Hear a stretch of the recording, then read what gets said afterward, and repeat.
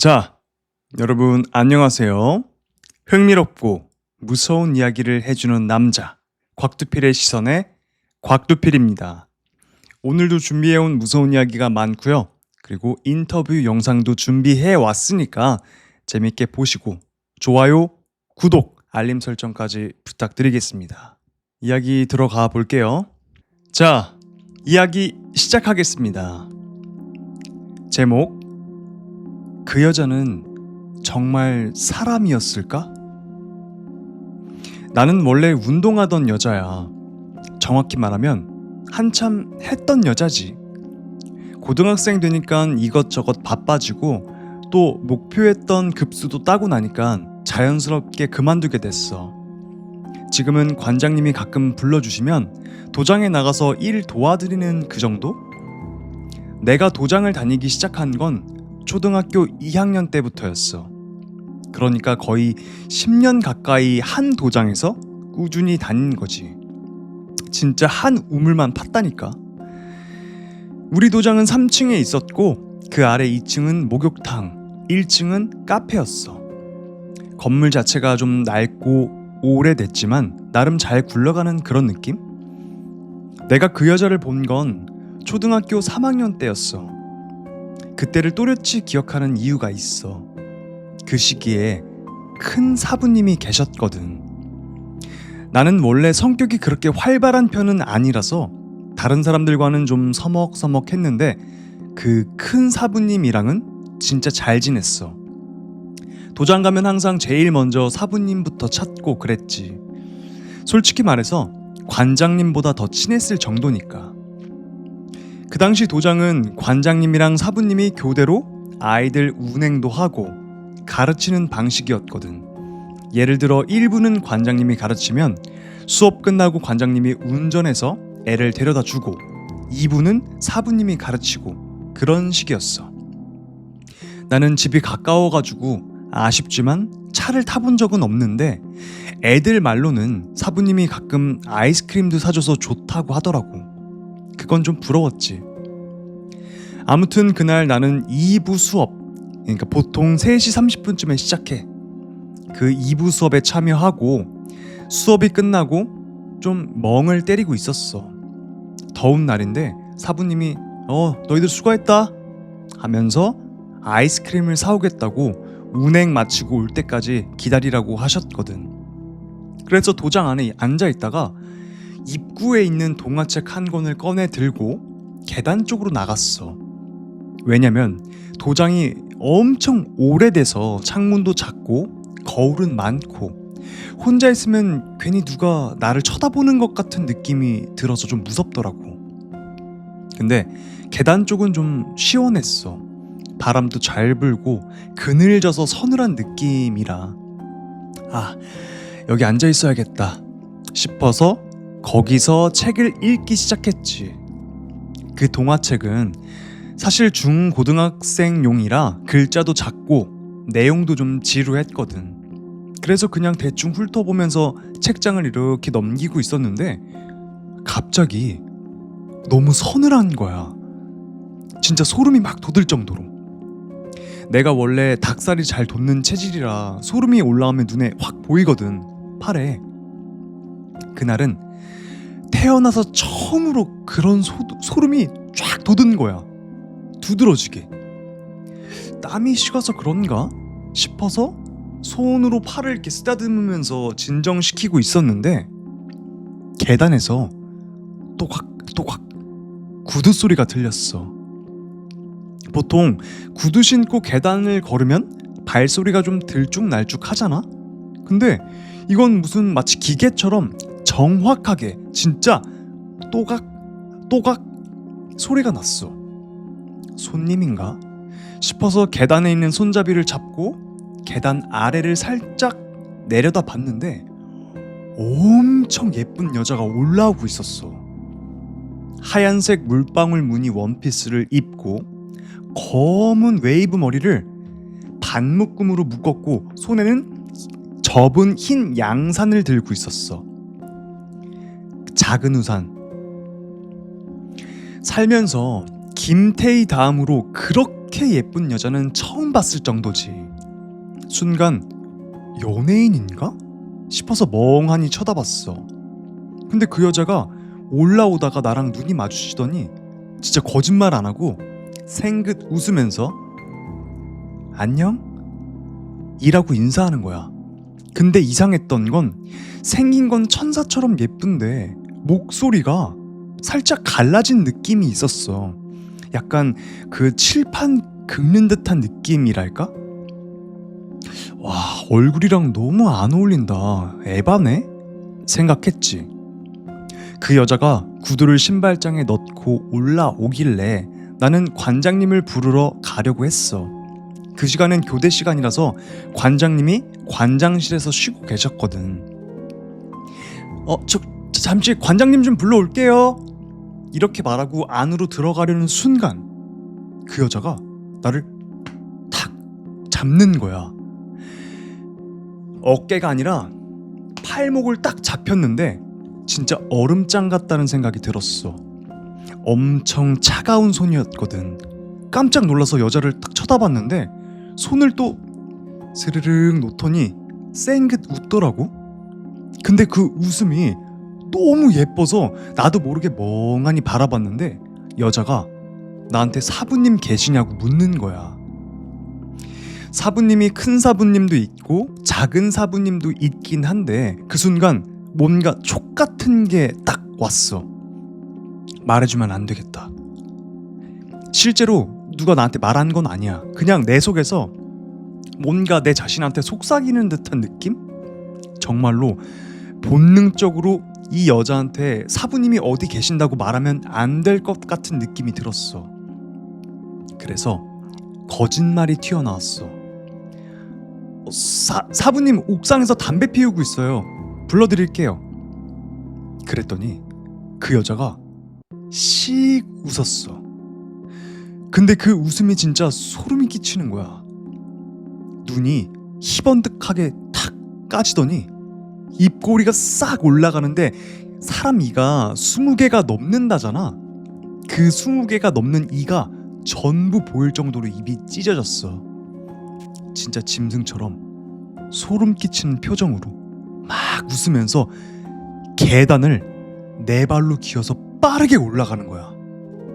짐승처럼 말이야. 심장마비 올 뻔했어. 그리고는 한참이 지나도 옥상 문이 열리는 소리가 안 들리는 거야. 우리 도장이 워낙 낡아서 옥상 문을 열면 칠판 긁는 소리처럼 끼익 소리가 크게 나거든? 근데 그런 소리가 하나도 안 들렸어. 문을 안 열었으면 내려와야 되잖아. 근데 내려오지도 않아. 이걸 관장님한테 말을 해야 되나 말아야 되나 고민하고 있는데 사부님이 아이스크림을 한가득 들고 올라오시는 거야. 올라오시는 사부님한테 아이스크림 하나 받아 들면서 사부님 손님 오셨는데 옥상으로 올라가셨어요. 이렇게 말씀드리고 나는 다시 계단에 앉아서 아이스크림을 먹고 있었어. 사부님은 아이스크림을 냉장고에 넣고 곧바로 옥상에 올라가셨어. 옥상 문 열리는 소리, 그리고 다시 닫히는 소리, 그리고 쾅! 구급차가 왔고 사부님은 병원으로 실려가셨어. 그 후론 다시 볼 수가 없었지. 그 여자 도대체 뭐였을까? 우리 사부님은 왜 데려간 걸까?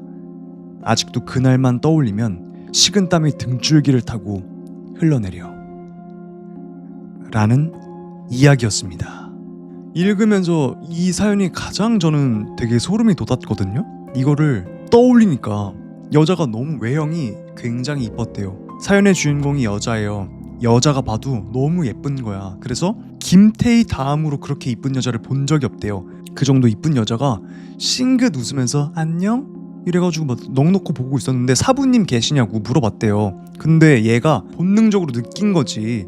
그 악한 기운을 느꼈나 봐요. 그래서 속으로 이거 말해주면 안 되겠다 생각을 해서 거짓말을 했는데 이제 결국은 사부님이 돌아오게 됐고 손님 왔어요. 말을 해줬죠. 사부님이 올라가고 옥상에서 떨어진 것 같아요. 아마도 그 여자 때문이었겠죠. 와, 그 싱긋 웃으면서 그렇게 예쁜 여자가 갑자기 사부님 옥상에서 담배 피우고 있어요 하는 말이 끝나자마자 씩 웃으면서 네 발로 계단을 막 이렇게 기어 올라갔다는 그거를 상상하니까 미치겠는 거야. 너무 무서워가지고. 이렇게 상상을 잘 하거든요. 그래서 제가 쫄보예요. 이게 너무 상상이 되니까. 끝까지 거짓말하지 그냥. 아니지, 얘도 어렸을 테니까 말할 수밖에 없었긴 하겠다. 아니, 사족보행 너무 무섭지 않아요? 그 옛날에 영화 엑소시스트에서도 계단을 거꾸로 내려오죠. 그거 너무 무서웠잖아, 사족보행으로. 이어서 다음 이야기 가볼까요? 자, 다음 이야기입니다. 제목, 빨간 옷을 입은 그 여자. 수능 보기 전엔 진짜 멘탈이 바닥을 쳤어. 아무 이유 없이 짜증나고 그냥 집이 싫고 성적은 안 나오고 심지어 안 좋은 생각까지 할 정도로 우울했어. 딱 우울함의 극치. 몸도 마음도 다 무너지는 느낌이었지. 근데 스트레스 때문인지 자꾸 악몽을 꾸는 거야. 계속 상태가 안 좋으니까 컨디션도 엉망이었고 지금 얘기해 주려는 이 꿈도 그 암울했던 시기에 꿨던 것 중에 하나야. 우리 학교는 8교시까지 끝나고 나면 저녁을 먹는데 보통 6시 30분쯤에 밥을 먹거든. 저녁 시간엔 애들이 좀 나가기도 해서 급식실이 한산해. 그래서 밥을 먹고 나면 6시 50분쯤이 돼. 양치까지 하고 나면 대충 7시? 야자는 7시 30분에 시작하니까 그 사이에 책을 보거나 자는 애들이 많은데 나는 당연히 잠을 자는 애였지. 그날도 밥 먹고 엎드려서 잠깐 잠을 자는데 꿈에서 우리 집이 보이는 거야. 내가 철문 바깥에서 우리 집을 보고 있었는데 어떤 여자가 빨간색 옷을 입고 우리 집 현관문을 쿵쿵쿵 두드리고 있는 거야. 문이 쇠문이라 소리도 엄청 컸고 계속 두드리면 손이 아플 법도 한데 전혀 그런 기색도 없이 계속 쿵쿵쿵 거리는 거야. 뭔가 이상해서 그 여자를 자세히 봤어. 머리는 꼬불꼬불하게 엉켜있고 피부는 군데군데 색이 다르게 물 빠진 것처럼 막 들쑥날쑥해. 그리고 옷은 눈이 아플 정도로 빨간색. 너무 튀는 옷이었는데 이상하게도 그 여자랑 안 어울렸어. 얼굴은 옆을 보고 있어서 자세히는 안 보였는데 한 가지는 확실했어. 입꼬리가 쭉 올라가 있더라고. 엄청 징그럽게 웃고 있었어. 문을 막 쿵쿵 두드리면서 뭔가 막 중얼거리길래 귀를 기울여 봤거든. 이 여자가 조금만 더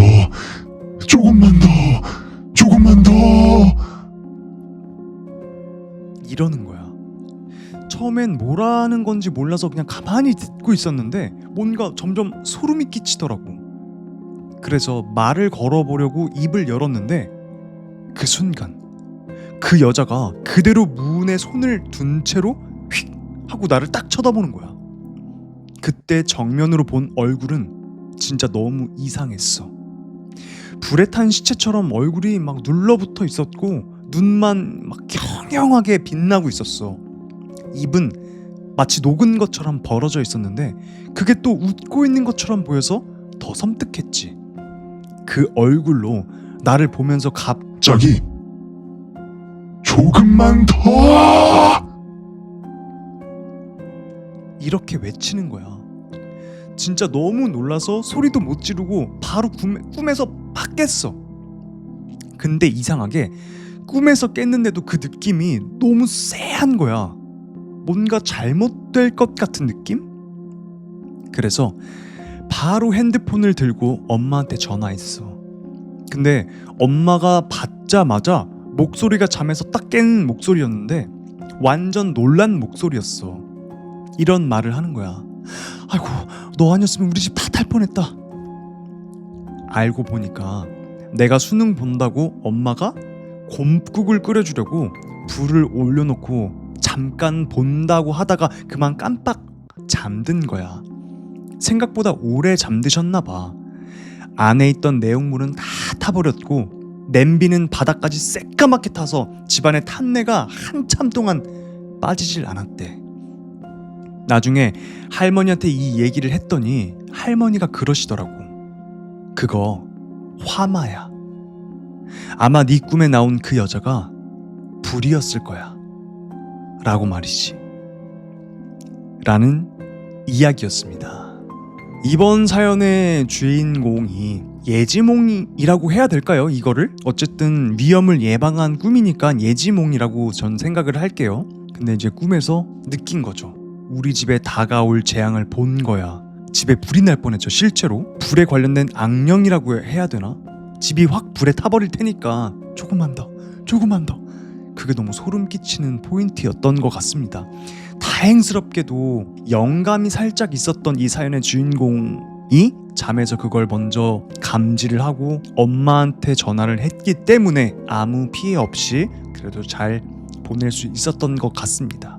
여러분은 어떻게 예지몽 같은 거 꿔보신 적 있으신가요? 제가 저번 이야기에서도 공부를 했는데 한국 사람들은요 누구나 다 연기, 영감 이런 게 있대요. 영감이 아예 없는 사람이 더 드물대요. 그게 더 희귀한 거래. 대부분의 한국 사람들은 영감을 가지고 있다고 하네요. 그래서 한 번쯤은 그런 꿈을 많이 꿔보셨을 것 같아요. 저도 그랬던 것 같고 뭐 예지몽이 과학적으로 풀면은 뇌 속에서 빅데이터를 돌려서 이런 환경에 이런 일이 있을 거다라고 해서 꿈에 나타나는 경우 그리고 그게 맞을 때 우린 예지몽이라고 느낄 수도 있는 거지만 저는 이거는 과학적으로만 설명할 수 없는 무언가가 있는 것 같습니다. 여러분들은 어떻게 생각하시는지가 궁금하네요. 다음 이야기 바로 가보겠습니다. 자, 다음 이야기입니다. 제목 분묘 수집. 오랜만에 실화 이야기를 들려줄게. 때는 대학교 1학년 첫 방학이었지. 돈은 없고 놀러는 가고 싶고 부모님한테 손 벌리자고 하니 20살이 간 넘은 내가 좀 부끄럽고 그랬던 시기였어. 오, 되게 철 들었다. 보통 20살 초반에는 그런 생각 못하는데 대단한데? 이어서 방학 시즌 들어가니까 다들 알바 자리 찾는다고 아우성이었고 수요는 넘치는데 임금은 자꾸 내려가고 그나마 덜 힘든 일자리는 금방 포화 상태가 되더라고. 적절한 시기를 놓친 나는 별다른 구직 활동도 못하고 안 하고 그냥저냥 집에서 뒹굴거리며 지냈지. 어느 날 아는 친구한테 연락이 왔어. 일명 신의 알바라는 거야. 워낙 허풍이 좀 심한 놈이라 일단 반신반의하면서 얘기를 들었는데 교회 선교나 도를 아십니까? 아니면 다단계 피라미드 마케팅 같은 거에는 코웃음 치는 나이인데도 웬일로 이 친구가 하는 말이 꽤 흥미가 생기더라고. 정확히 말하면 솔깃하다기보다는 그냥 좀 이상하게 흥미로웠달까? 아무튼 그 친구 말로는 광릉 쪽에 천랑추모공원이라는 공동묘지가 있대.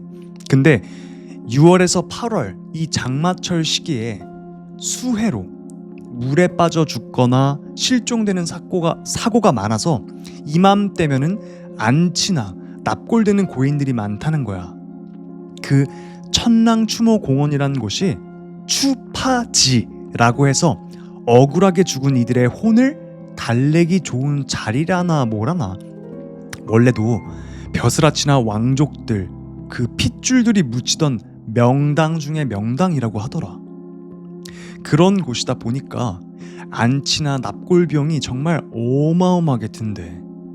그래서 서울 강남 빌딩 부자나 정치권 권력자들만 쓸 수 있을 정도로 고급지대. 그래서 내가 물었지. 야, 그래서 그게 우리가 돈 버는 거랑 뭔 상관이야? 그러자 걔가 가슴을 막 치면서 답답하다는 듯이 얘기를 하더라고. 요 한 달 동안 그곳에서 치러지는 안식제가 끝나고 나면 묘에 그 꽃들을 다 수거해가지고 되파는 일이래. 원래는 묘지 관리인들만 할 수 있는 일이지만 이번에는 아는 연주를 통해서 한 달만 허락을 받았다는 거야. 나는 그게 무슨 돈이 되냐? 쏘아 붙였지만 무조건 돈 된다고, 나만 따라오라고 막 호언장담을 하더라고. 그래서 한번 해보자 싶어서 따라간 그 알바는 정말 입이 떡 벌어졌어. 해가지고 밤 12시쯤이면 공동묘지 맨 위 납골소까지 걸어 올라가. 무섭기도 했지만 너무 깜깜해서 무덤도 잘 안 보였고 옆엔 친구가 있어서 그래도 좀 별로 두렵진 않았어. 오히려 산내음이 좋고 약간 들뜬 기분이었지. 위에서부터 아래까지 파트를 정해서 막 내려오면서 분묘된 꽃들을 수거하는 거였는데 부잣집 무덤이라 그런가 꽃이 장난이 아니야. 꽃꽂이 전문가가 한 듯이 예쁘게 되어 있었고 포장지에 금 두름이 둘러진 것도 있었고 작은 보석이 세공된 것도 있었어. 외국에서만 볼 수 있는 생소한 꽃들도 있었고 이런 걸 하루에 20개, 30개 정도는 모을 수 있었어. 그걸 인근 납골소나 추모당 근처 꽃집 혹은 신부 수업하는 플로리스트 학원 같은 데 팔면 20살짜리 둘이서 나눠 가지기엔 꽤 쏠쏠했지. 잠깐만, 신부 수업하는 플로리스트 학원 같은 데 이런 걸 납품한다고요? 납골소나 추모당 근처에 이걸 했던 꽃들을 수거해가지고 그렇게 판다고? 너 소름 돋는데? 난 몰랐네. 죽은 사람한테 왜 이렇게 꽃에 돈을 쓰냐고 물었더니 원래 돈이 많은 사람일수록 사후 묘지나 미신 같은 걸 더 챙긴다고 하더라. 명당 자리는 죄다 국회의원들이나 재벌들 조상이 차지하고 있다는 얘기도 있고 불과 일주일 정도를 했는데 내 손은 40만 원 가까이 쥐어졌어. 낮엔 산중 관리소에서 컴퓨터하고 노닥거리다가 저녁쯤 무덤에 올라가서 꽃을 수거해 오면 끝. 진짜 어릴 때니까 그 돈이 마냥 신났어. 야, 이 정도면 한 달에 100만 원도 넘겠다. 맞지? 이 새끼 배퍼가 왜 이렇게 작아? 기다려봐. 꽃뿐이면 내가 여기 오자고 말 안 했어. 걔가 왜 그렇게 웃으며 말을 아끼는지 알바를 한 지 15일쯤 지나서야 알게 됐어. 평소처럼 꽃을 막 수거하는데 웬 금세사로 장식된 목걸이가 꽃 사이에 있는 거야. 그걸 얼떨결에 주었고 내 친구는 그걸 보고 눈을 번쩍 뜨더라고. 고인이 생전 좋아하던 물건을 공양 삼아 무덤에 놓고 가는 경우가 가끔 있다는 거야. 그리고 부자들이 놓고 가는 건 다른 사람들이랑 수준이 다르대. 그런 거 하나만 건지면 산삼을 캔 거나 다름없다고 아주 입이 귀에 걸리더라고. 솔직히 그때는 기분이 좀 이상했어. 이걸 가져도 될까? 고인을 욕보이는 건 아닐까? 그때부터 갈등이 생기기 시작했지. 그리고 그 갈등은 결국 이 알바 자체에 회의를 느끼게 만들었어. 그래도 돈이 너무 쏠쏠하게 잘 벌리니까 방학이 반 넘은 상황에서 이만한 알바도 없고 친구한테 미안해서 말도 못하고 그냥 계속했어. 그 금목걸이만큼은 그냥 거기 두자라고 했는데 친구가 이 새끼 미친 거 아니야? 야, 이왕 하는 거 너 자존심 너 그런 것 때문에 그래? 이 목돈을 버려? 하면서 날 비웃더라고. 그래, 알량한 자존심 때문이었지. 그런 와중에도 나는 군말 없이 그 돈을 받아 넣고 있었으니까. 그러다가 결국 아버지한테 들켜서 엄청나게 혼났어. 결국 나는 그 일을 그만뒀고 속은 시원하면서도 뭔가 찝찝했지. 그리고 그 일이 일어났어. 바로 친구한테 말이야. 이 일들을 잊고 살 무렵 친구한테 전화가 왔어. 뜨르르르릉. 야, 민수야, 너도 보이냐? 뭐가 보여? 여자 말이야. 덜덜 떨면서 하는 말이 수화기 너머로 전해지더라고. 그 친구 평소에는 담이 꽤 큰 애였어. 겁이 많은 애가 그런 알바를 신의 알바라며 추천했을 리가 없지. 침착하게 달래면서 들어보니까 확 소름이 끼치는 거야.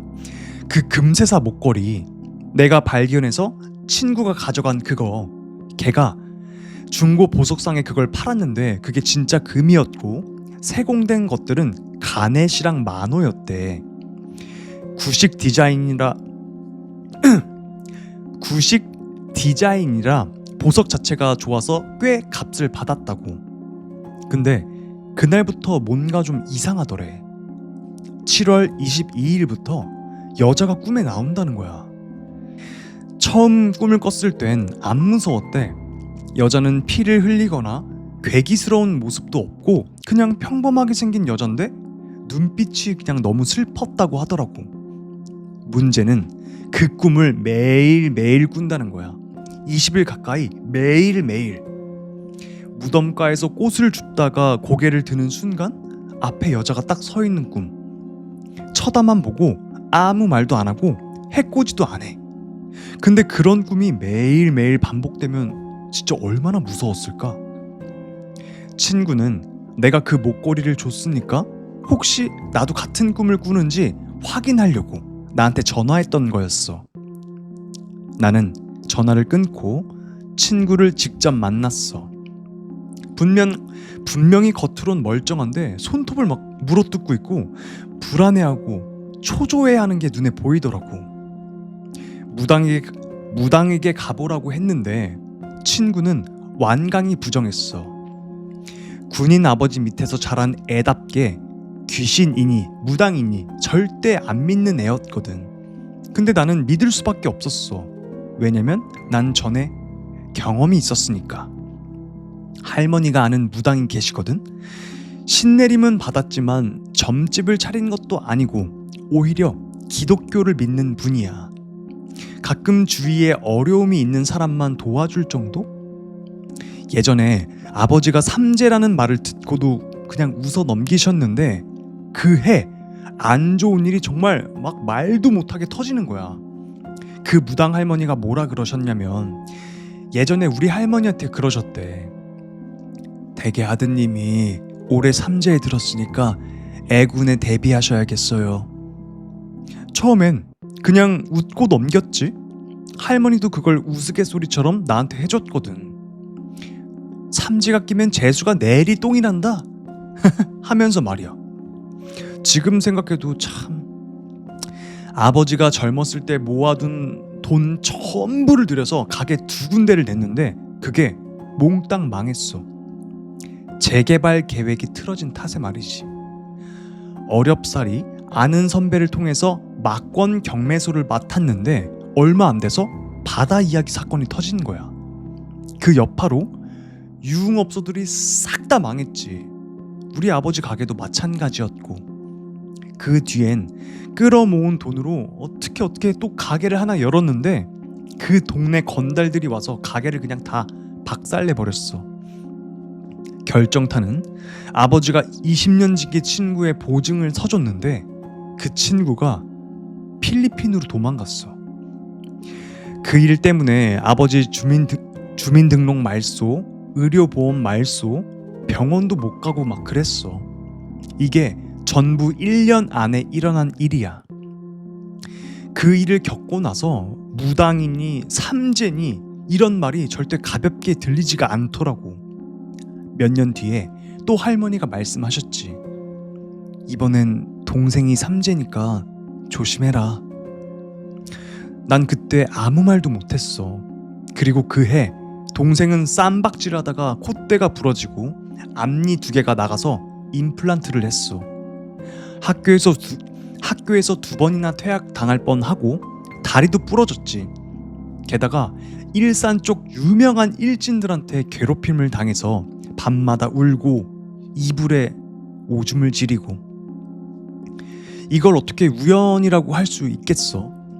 그래서 난 진지하게 친구를 설득했고 할머니한테 부탁해서 그 무당 할머니를 만나러 갔어. 그 무당 할머니는 영화처럼 한눈에 친구 상태를 막 탁 알아보거나 그러진 않았어. 대신 그 일이 어떻게 시작됐고 어떤 꿈을 꿨는지 정말 하나하나 꼼꼼하게 물어보시더라고. 그리고 말씀하셨어. 그 일 지금 당장 그만둬야 돼. 그렇게 하면 더 이상 그 여자가 네 꿈에 안 나타날 거야. 친구는 반신반의하더니 그 여자가 더 이상 꿈에 안 나온다는 말에 바로 고개를 끄덕이더라고. 그걸로 끝난 줄 알았어. 아니, 사실은 그때까지만 해도 정말 이 모든 일이 끝난 줄 알았지. 근데 무당 할머니가 친구를 먼저 보내고 나한테 따로 이러시는 거야.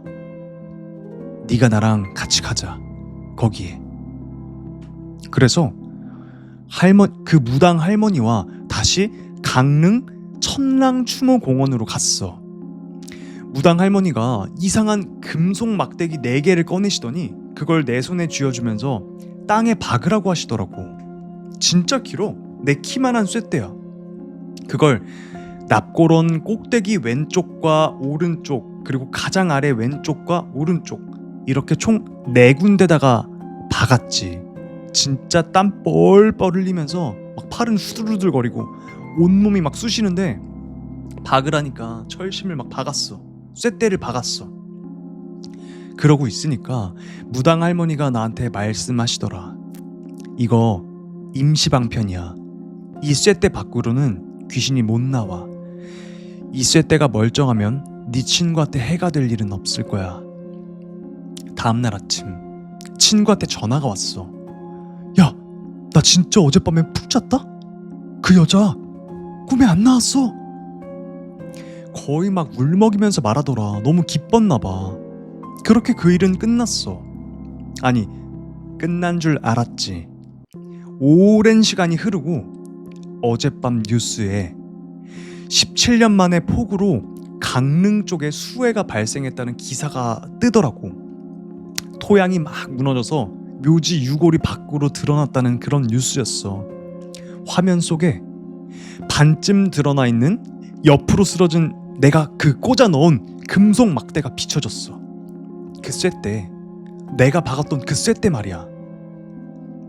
그리고 그날 밤 그 친구한테 전화가 왔어. 그 여자가 또다시 자신을 찾아왔다고. 어떡하지? 그 무당 할머니는 이제 돌아가시고 안 계신데.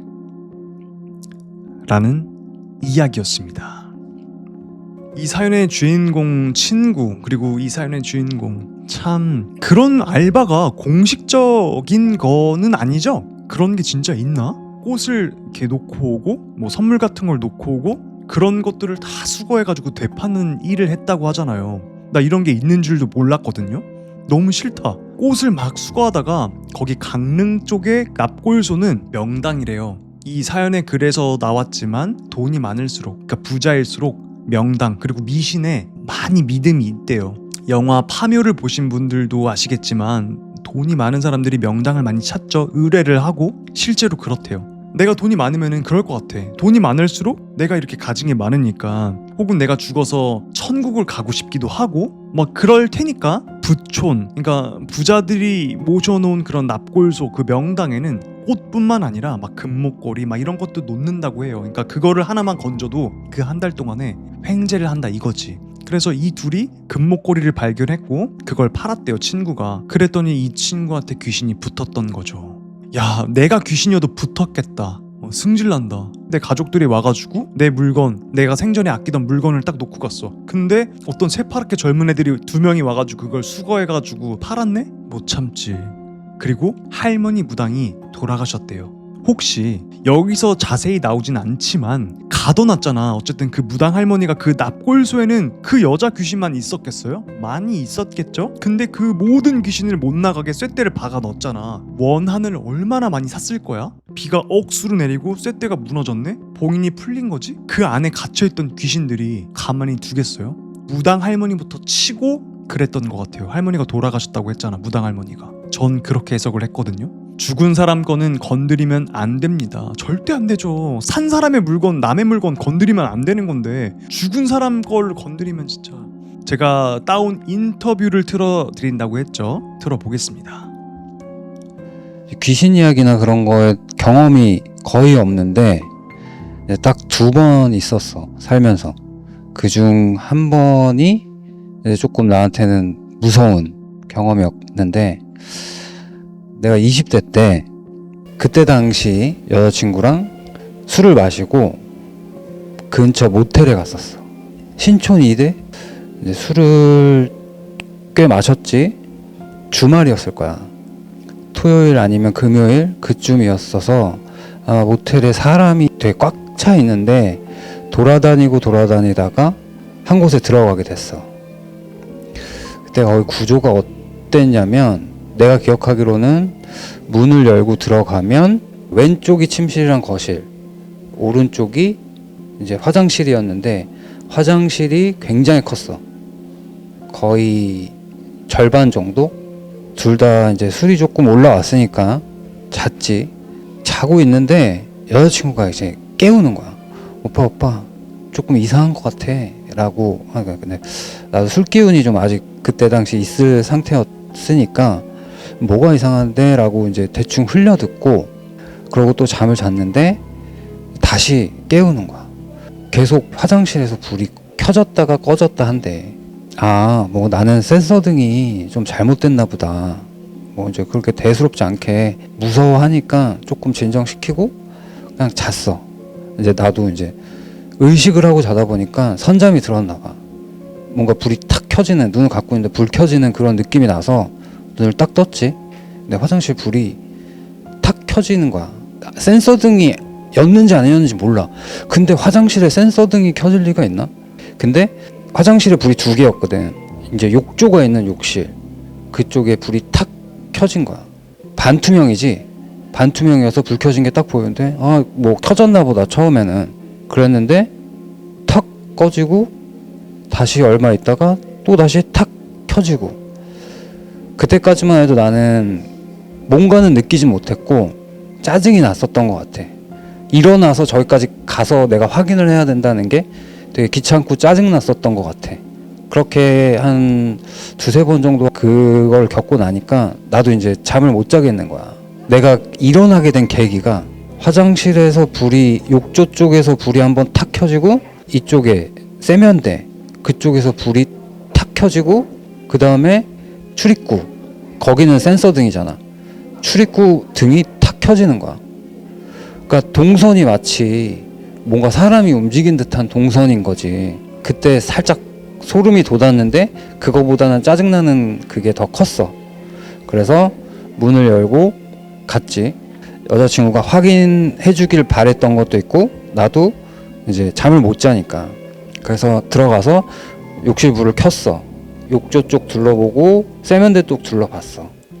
별게 없는 거지.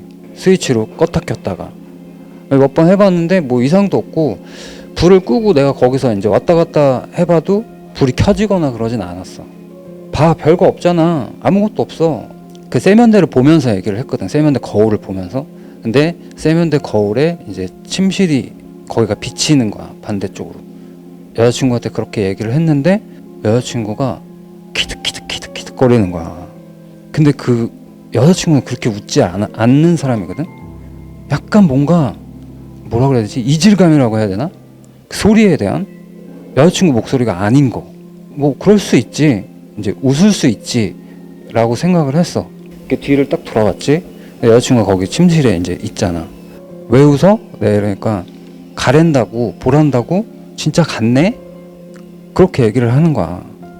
너 보랬잖아. 여자친구 쪽으로 다가갔는데 뭔가 이상해. 행동이. 이렇게 누워서 이 목소리도 그렇고 이 하는 행동이 마치 그 애들 막 손 꼼지락거리는 거 있잖아. 막 손 이렇게 막 꼼지락꼼지락거리고 막 이렇게 막 그 집중하지 못하고 막 이렇게 막 주변 거리고 막 괜히 키득키득 했다가 막 이렇게 막 혼잣말 하고 이게 뭐 그렇고 어쩌고 저쩌고 막 이런 식으로 얘기를 하는데 거기서 소름이 내가 너무 돋은 거야.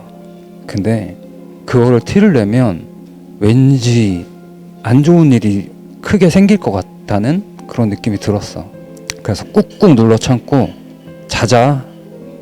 그렇게 자리에 누웠는데 자리에 누웠음에도 그런 행동이 끊이질 않는 거지.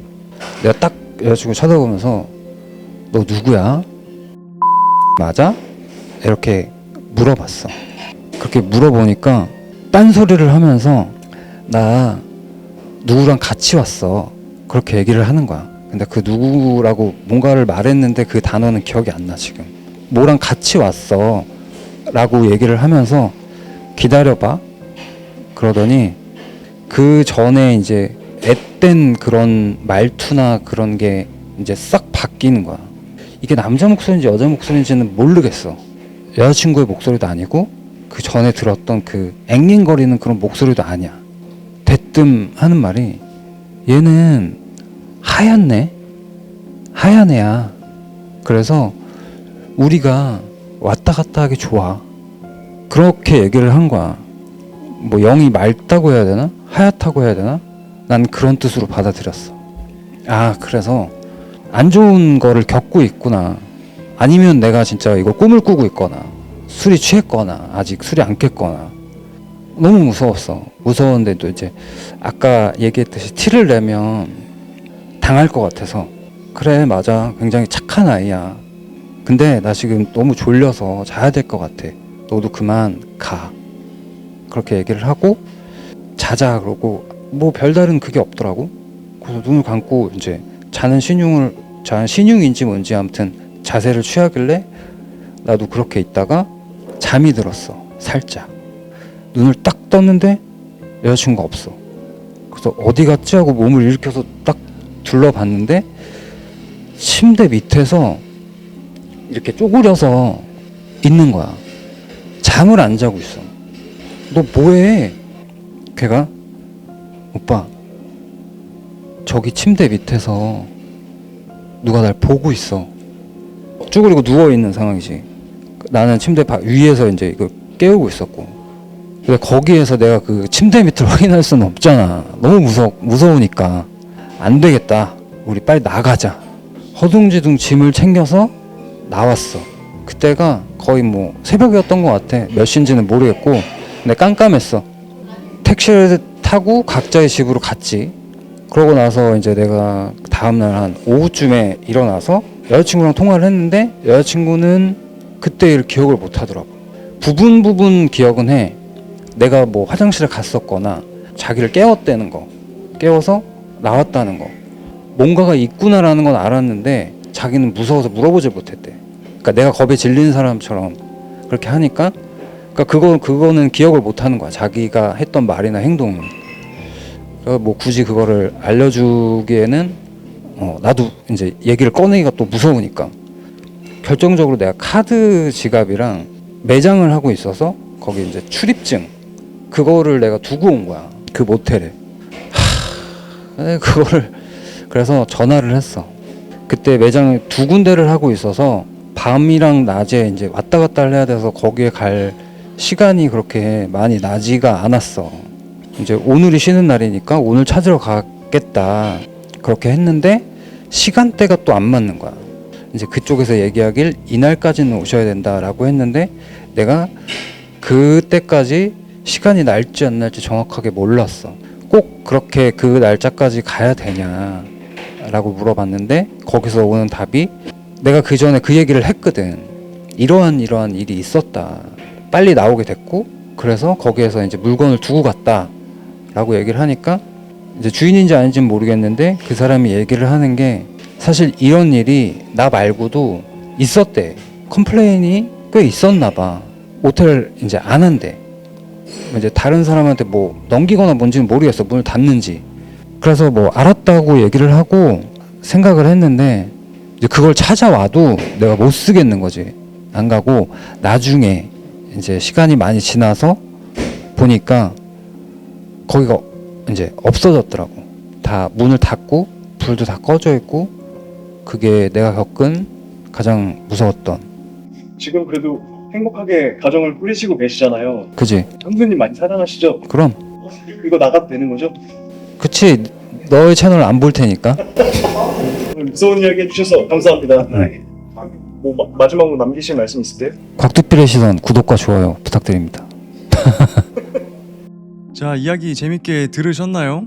저희 팀, 저희 회사 형님이시자 마랑 형님께서 겪으신 살면서 가장 무서웠던 이야기라면서 들려주셨던 이야기였습니다. 지금은 행복하게 가정을 꾸리고 아이도 있기 때문에 물어봤어요. 이거 진짜 나가도 돼요? 그랬더니 왜냐면 그 전에 만나던 여자친구와 모텔에 갔던, 그리고 거기서 벌어졌던 이야기니까. 그치만 쿨하게 지나간 이야기인데 뭐, 그리고 와이프가 네 방송 안 볼 거야, 괜찮아?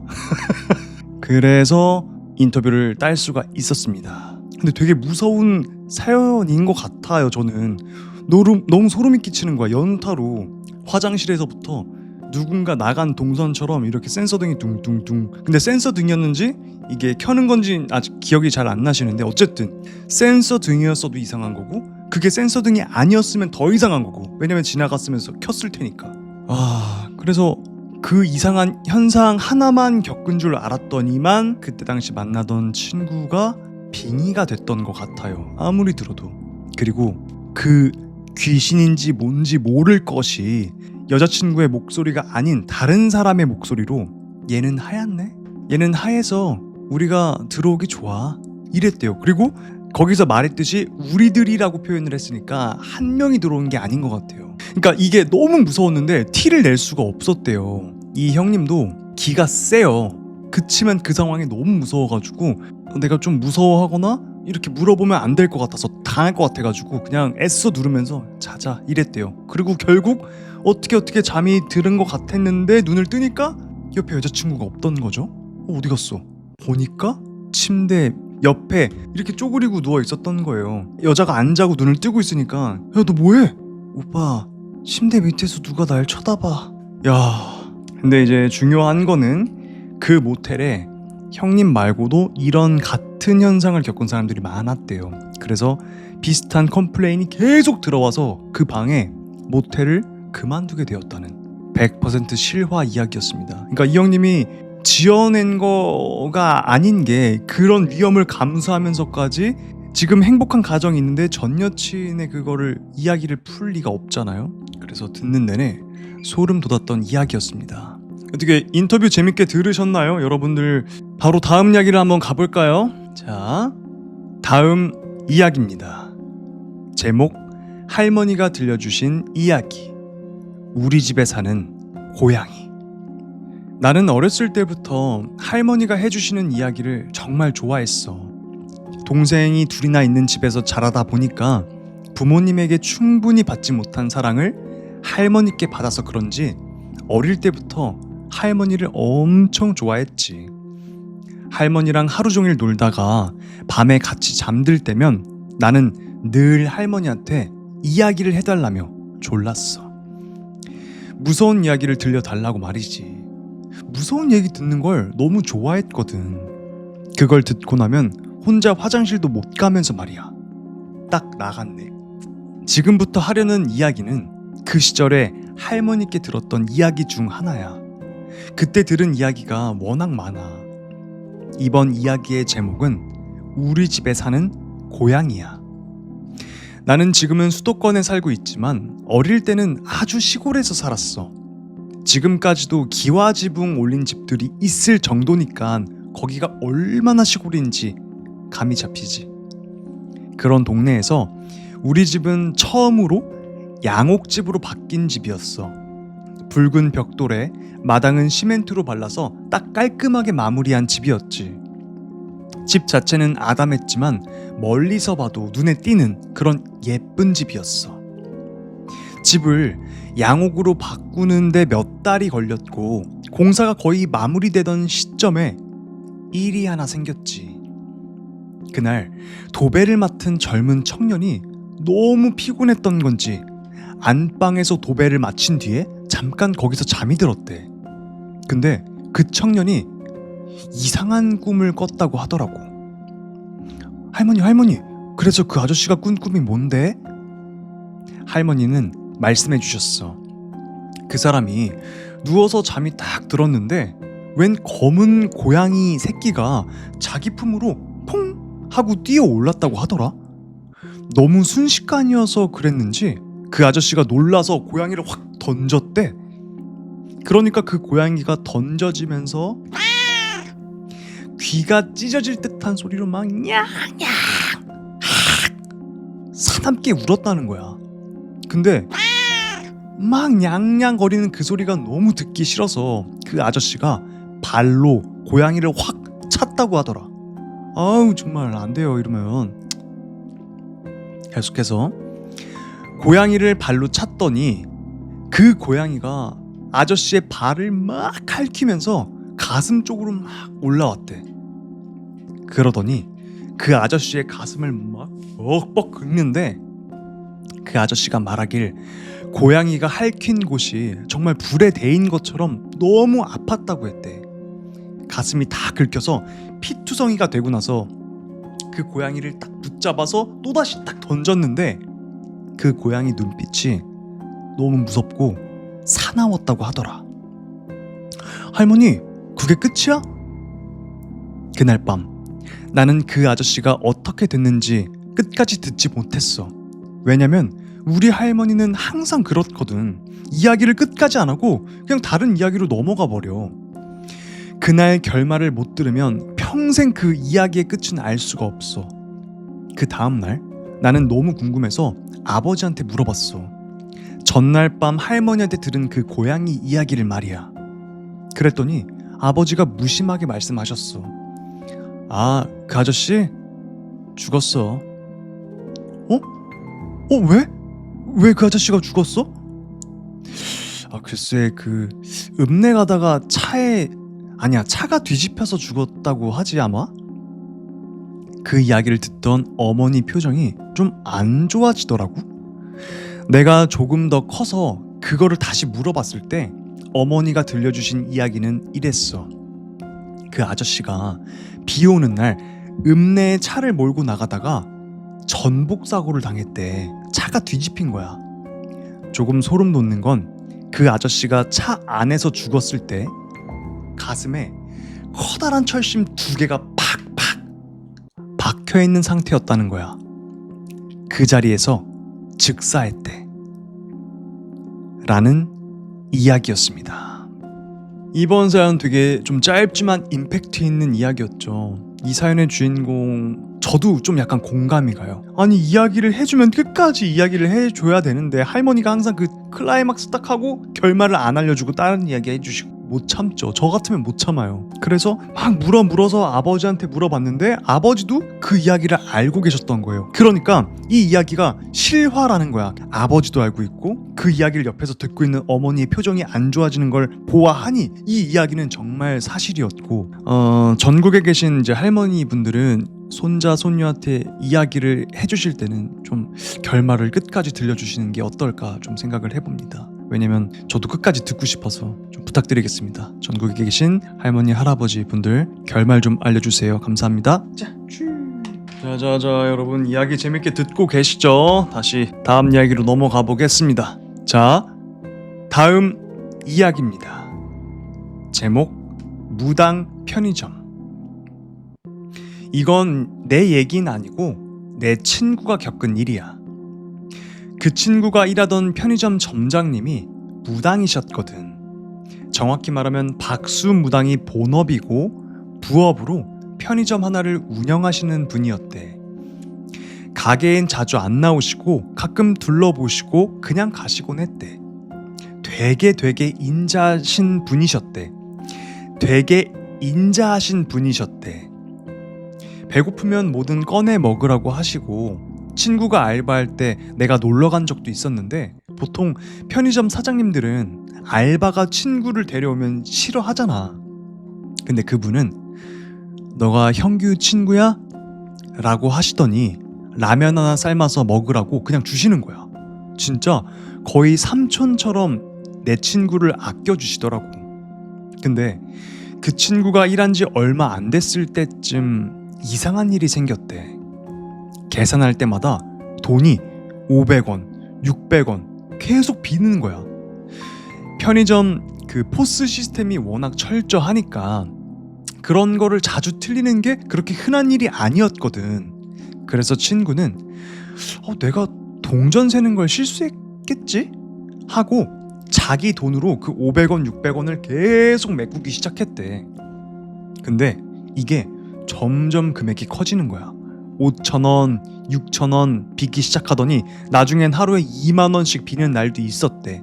심지어 자기가 하루에 받는 알바비보다 자기가 돈으로 메꾸는 게 더 커질 판이었다는 거지. 심지어는 자기가 하루에 받는 이쯤 되니까 걱정이 돼서 이대로 계속 있으면 안 되겠다는 생각이 들어서 퇴근할 때 점장님한테 솔직하게 말씀드리기로 했대. 사장님, 저 꼼꼼히 하는데 자꾸 돈이 비네요. 그랬더니 점장님이 알겠다는 듯이 조용히 고개를 끄덕끄덕 하시더래. 혼날 줄 알았던 친구는 얼떨떨해서 한참 멍하니 서 있었는데 점장님이 그러셨대. 뭐 하고 있어? 이제 가.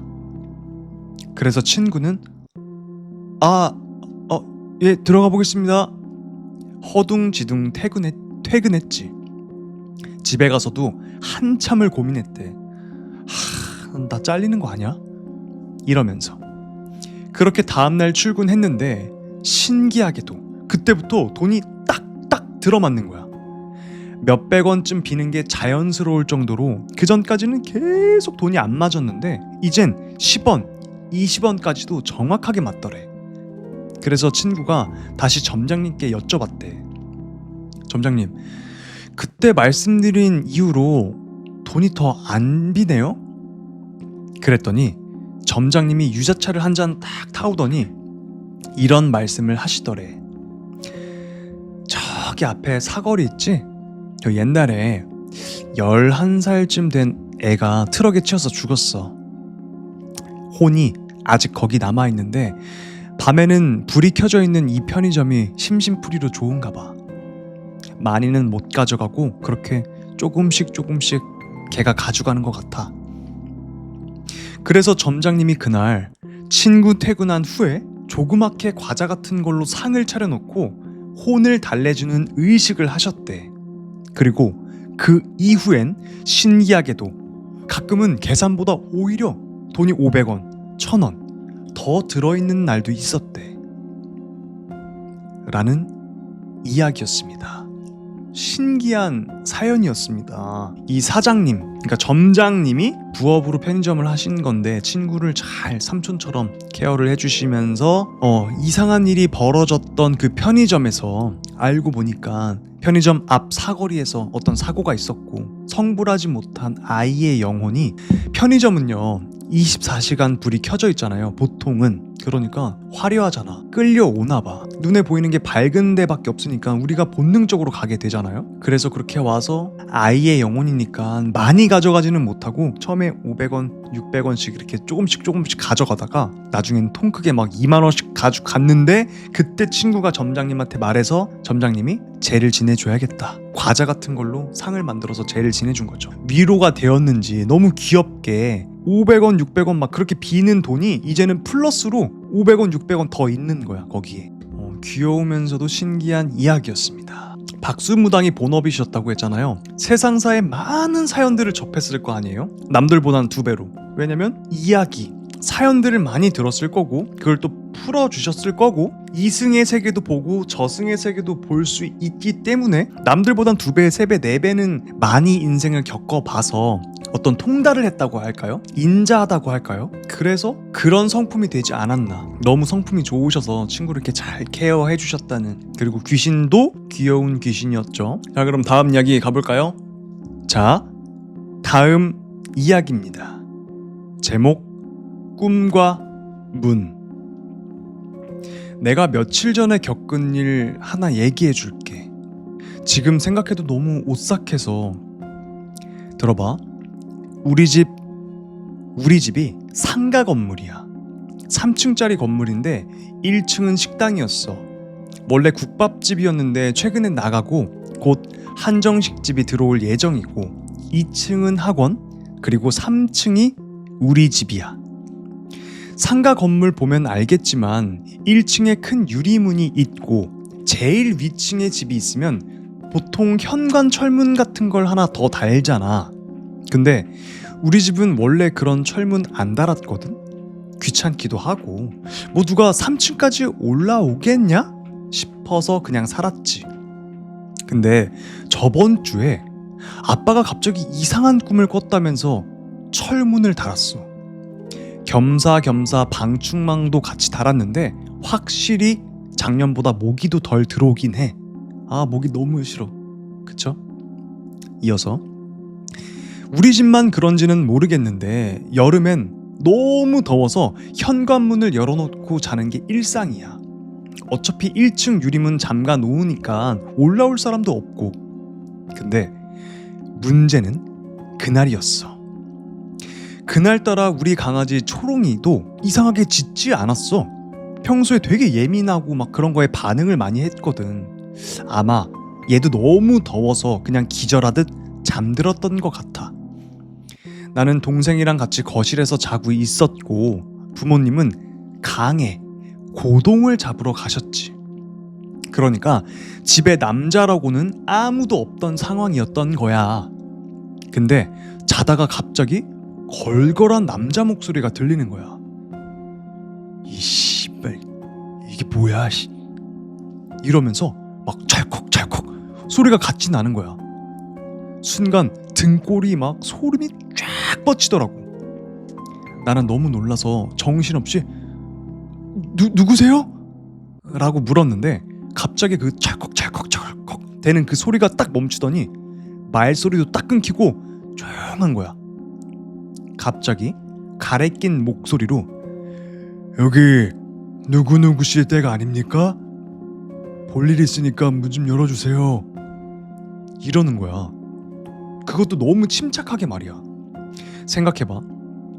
낮에 찾아와서 대뜸 문고리를 돌려도 무서울 판인데 밤에 막 욕을 하면서 문고리를 잡고 막 찰컥찰컥 돌리고 있으면 그건 3살짜리 애가 봐도 위험한 상황인 거잖아. 지금이야 당연히 112부터 눌러야 싶지만 그땐 진짜 머릿속이 하얘졌어. 부모님도 없지. 문 앞엔 이상한 사람이 서 있지. 동생들이랑 초롱이는 자고 있지. 공포로 온몸이 굳었어. 그냥 무작정 소리를 막 지르면서 엉엉 울었어. 동네에 막 떠나가라 울부짖으면서 아빠! 아빠! 이상한 사람 우리 문 앞에 있어! 이랬지. 그랬더니 갑자기 그 남자가 욕을 막 퍼붓고는 후다다닥 도망치는 소리가 들리더라고.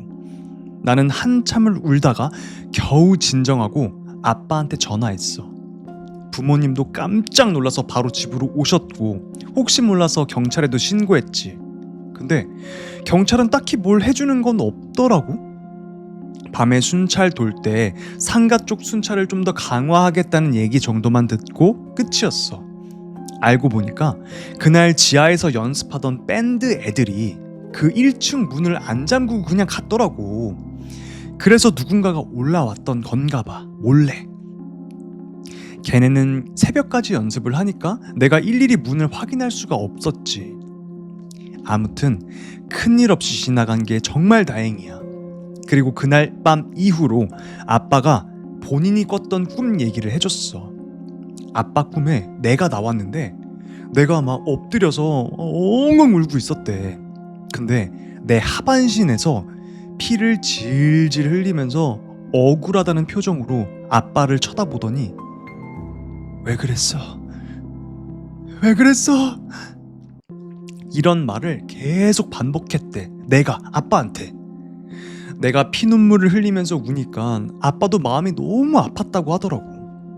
그래서 왜 우냐고, 아빠가 뭘 그렇게 잘못했냐고 물었더니 내가 눈물을 탁 닦으면서 한마디를 했대. 문. 그리고 그냥 사라졌대. 그래서 아빠가 그 꿈을 꾸고 나서 너무 찝찝한 거야. 아, 이거 뭔가 있는 거다 싶어서 그 다음날 바로 철문을 달았던 거였어. 사실 이사 올 때 전 주인이 철문을 달라고 권했었는데 보기도 안 좋고 돈도 좀 없어서 그냥 안 달았었던 거였거든. 근데 그 꿈을 꾸고 나니까 이건 무조건 달아야겠다는 확신이 들었다고 하시더라. 근데 말이지, 만약 아빠가 그 꿈을 꾸지 않았더라면 나는 어떻게 되었을까? 라는 이야기였습니다. 이 이야기가 정말 소름 돋는 게 뭐냐면, 일단 첫 번째가 그 현실 공포죠. 귀신이 아니었고 남자는 사연의 주인공 아버지가 예지몽 같은 거를 꿔서 이건 뭔가가 있겠구나 싶어서 철문을 달았기 때문에 그 수상한 자로부터 어떤 공격을 안 당했던 사연이었고요. 정말 끔찍한 게 뭐냐면, 이 사연에 나온 이야기 후반부쯤을 보시면요, 아빠의 꿈에 딸이 나왔을 때 딸의 상태가, 그러니까 하반신에서 피가 막 줄줄 나왔다고 했잖아요. 이게 어떻게 보면은 그건 것 같아요. 만약에 철문을 안 달아서 이 수상한 자가 집에 들어왔더라면 여자밖에 없었댔잖아. 남자가 없었댔잖아. 사연의 주인공이랑 동생들. 아마도 성폭행 때문에 하반신 쪽에 그렇게 피가 줄줄 나고 있지 않았었을까. 너무 끔찍한 거잖아요. 그 꿈을 흘려듣지 않고 방비를 한 아버지, 정말 그냥 제가 감사하다는 말을 드리고 싶고, 방심하지 말고 내 자신, 내 가족은 내가 지키는 거잖아요. 그래서 그런 방비를 해야 된다라는 이야기죠. 여러분들도 고층에 사신다고 해서 창문 막 이런 거를 그냥 열어두지 말고요, 좀 잠금 장치 잘 하시고. 왜냐면 배관 타고 막 올라온다니까. 특히나 빌라 이런 데는 그 배관 밖으로 나와 있는 거 타고 올라가요. 고층이라고 막 소용이 없어. 혼자 사시는 분들, 뭐 취약계층이랑 같이 사시고 계신 분들은 일단 집을 지켜야 되니까 그런 거 보안 좀 더 염두에 두시고요. 항상 조심하셔야 됩니다. 요즘엔 그런 것도 있더만, 그 도어라겠죠? 거기다 뭐 해가지고 자주 누르는 그 번호를 알아낸대. 만약에 4자리면은 그걸 조합을 하다 보면 열리는 거야. 그래서 보통 요즘에는 막 6자리, 8자리까지도 해놓는다고 해요. 난 아직 4자리인데 나도 빨리 바꾸긴 해야겠다. 무섭다 갑자기. 아무튼 우리는 우리 몸을 우리가 지킵시다. 아셨죠? 자, 다음 이야기로 가볼까요? 자, 다음 이야기입니다. 제목, 주정뱅이 아저씨. 시골에서 있었던 일이래. 그 마을에 어떤 아저씨가 살았대. 평소엔 사람도 착하고 일도 부지런하게 잘하는 편인데, 문제는 이 아저씨가 술만 마시면 완전히 다른 사람이 돼버렸다는 거야. 그냥 술만 들어가면 돌변하는 거지. 지나가는 사람 붙잡고 시비 걸고, 집에선 마누라한테 막 소리 지르고, 그냥 술만 마시면 사람이 아니라 개가 되는 거였대. 어느 날은 일이 일찍 끝나서 동료들이랑 읍내에 나가서 술도 마시고 마을로 돌아오는데, 마을 어귀에서 이상한 여자를 봤대. 그 여자가 그냥 서 있는 게 아니라 뭔가 노래하듯이 흥얼흥얼 거리면서 막 춤을 추고 있었대. 옷은 누더기처럼 막 너덜너덜했고, 팔은 휘적휘적 거리고 있는데 뼈가 없는 것처럼 막 흐느적 움직이더래. 마치 살이 흐물흐물한 그런 인형처럼 말이야. 근데 문제는 그 여자를 지나야 집에 갈 수 있다는 거였지. 처음엔 그 여자가 멀리 있었으니까 그냥 흥얼거리는 소리가 들렸대. 근데 점점 가까이 갈수록 그 소리가 커지더니 나중엔 거의 막 소리를 지르는 그런 수준이었대. 그 여자가 이러고 있었다는 거야. 신난다.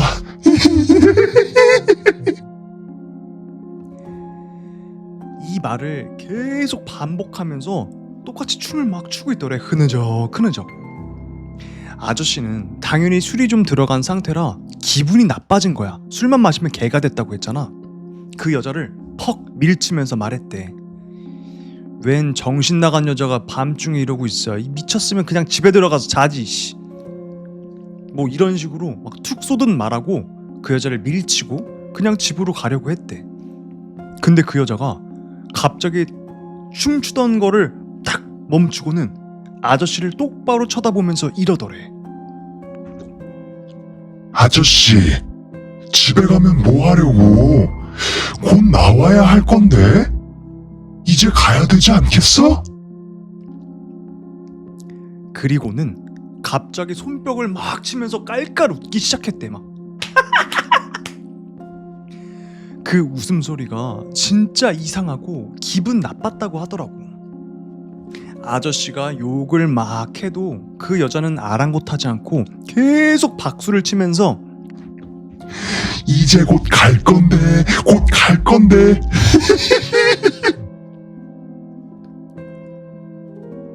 하면서 웃기만 했대. 아무리 말을 해도 말이 안 통하니까 아저씨가 짜증이 나서 그냥 무시하고 집으로 갔대. 그리고 집에 도착해서 마누라한테 그 여자를 봤다고 얘기를 해줬지. 마누라도 아이고 좀 재수없네요 하면서 대충 넘기고는 아저씨 잠자리를 봐주고 같이 잠들었대. 그런데 다음날 아침이 문제였어. 아침에 아저씨가 일어날 시간이 됐는데도 안 일어나니까 마누라가 깨우러 갔대. 여보, 당신. 근데 그때 이미 아저씨는 심장마비로 돌아가시고 난 상태였던 거야. 그 여자가 진짜 귀신이었는지 아니면 진짜 미친 여자였는지 지금도 아무도 몰라. 근데 한 가지는 분명했대. 정말 기분 나쁜 여자였다고. 라는 이야기였습니다. 이 여자의 정체가 뭘까요? 계속 하는 말이지만 웃는 귀신이 정말 위험한 거 아시죠? 귀신들이랑 인간들이랑 시간이 흘러가는 것 자체가 개념이 달라서 그들은 미래를 더 볼 수 있다라는 이야기가 많아요. 그래서 이 사람이 겪을 불행을 미리 알고 막 웃음이 멈추질 않는 거야. 그걸 생각하면 너무 무섭잖아요. 괜히 웃는 게 아니래요. 남의 불행이 좋아서. 얘가 불행해질 걸 아니까 너무 신나는 거야. 그렇게 웃고 있던 미친 여자 혹은 귀신이었겠죠. 마치 뼈가 없이 흐느적 거기다 막 손뼉까지 치면서 웃었다고 하잖아. 여기서 갑자기 하나 생각난 게 있는데 일본에서 굉장히 유명했던 이야기가 있었어요. TV 화면에 잡혔었나? 제가 언뜻 본 것 같긴 한데 귀신은 인간이랑 좀 반대되는 그런 세계에 있는 존재들이잖아요. 그래서 우리나라 무당들 이야기 중에 왜 곧 죽을 사람은 거꾸로 보인다고 하잖아요. 무당 점집에 딱 들어올 때 거꾸로 서서 들어온대요. 무당들은 그렇게 보인대. 너무 소름 돋죠. 근데 이게 일본에서도 그런 이야기가 있는데 귀신들은 박수를 칠 때 우린 이렇게 치죠. 근데 귀신들은 거꾸로 친대요. 이렇게. 근데 그게 어떤 프로그램에만 잡힌 거를 내가 본 것 같아. 그러면서 막 심령 특집? 막 그런 게 나왔던 것 같은데 아무튼 너무 소름 돋는 것 같아. 박수 얘기가 나오니까 갑자기 떠오른 거긴 한데 무섭습니다. 무서운 이야기 다시 가보겠습니다. 자, 다음 이야기입니다. 제목 할아버지가 들려주신 이야기 도깨비불. 어제 시골을 다녀왔어. 오랜만에 가니까 진짜 많이 변해 있더라. 그래도 할머니랑 할아버지를 뵐 수 있어서 좋았어. 여기서 말하는 할아버지는 친할아버지가 아니라 우리 할머니의 남동생, 그러니까 외할머니 쪽 외삼촌이야. 나는 어릴 때부터 그냥 고정할배라고 불렀거든. 고정할배. 할머니한테 들었던 도깨비 이야기를 할배한테 얘기해줬더니 할배도 자기도 그런 걸 본 적이 있다면서 이야기를 하나 해주시더라고. 오늘은 그 이야기를 해줄게. 고정할배는 지금도 본인 말로는 우주 최강 미남이라고 주장을 하시는데 지금은 모르겠지만 젊었을 땐 진짜 잘생기셨대. 진짜 잘생기셨대. 동네 처녀들이 막 이마를 짚고 쓰러졌을 정도라고 하시더라고. 약간 차은우급인가 봐요.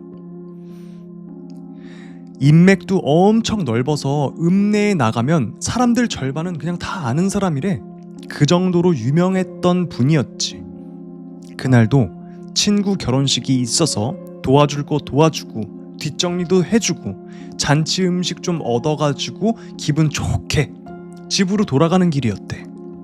근데 읍내에서 집까지 가려면 언덕을 2개, 3개 정도는 넘어야 했거든. 지금이야 터널도 뚫리고 포장도로도 깔려서 차도 다니고 걷기도 편한데 그 당시엔 울퉁불퉁한 흙길이라 걸어 다니는 것도 힘들었대. 결혼식은 낮에 끝났는데 친구들이랑 놀다 보니까 해가 지고 늦은 밤이 된 거야. 집 가는 길이 너무 어둡고 적막해서 좀 덜 무섭게 해보려고 막 노래를 흥얼거렸대. 근데 이 말을 좀 어떻게 해야 될까? 노래 실력이 못해. 예나 지금이나 변함없는 레벨이라. 아무튼 할배가 신나게 노래를 부르면서 막 어깨춤까지 추면서 길을 가고 있었는데 그때 갑자기 뒤에서 누가 말하는 소리가 들렸대. 거의 노래 진짜 못 부르네 라더래. 자기 노래에 나름 자부심이 있던 할배 입장에선 엄청 자존심이 상하는 말이잖아. 그래서 확 뒤를 돌아봤는데 사람은 없고 웬 불빛 하나가 둥둥 떠다니더래. 근데 그 불빛도 사람이 손에 든 그런 불빛 같은 게 아니라 되게 이상한 불빛이었대. 색깔도 애매하게 하늘색 같기도 하고 파란색 같기도 하고 모양은 막 일렁일렁거리면서 사람 형체는 안 보이는데 엄청 커다란 불빛이 이리저리 막 움직였대.